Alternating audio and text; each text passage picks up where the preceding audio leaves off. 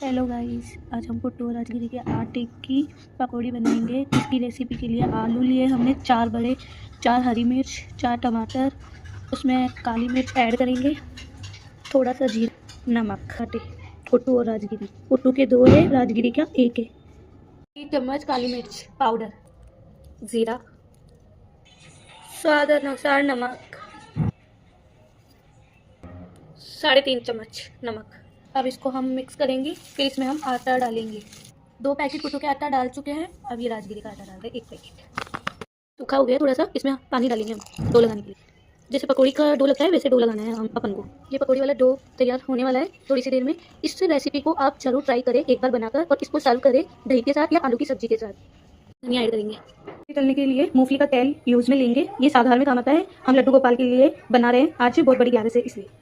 Guys, ये पकौड़े बन चुके हैं। ये चिप्स है आलू के, ये दही है, और मैं फास्ट खोल रही हूँ।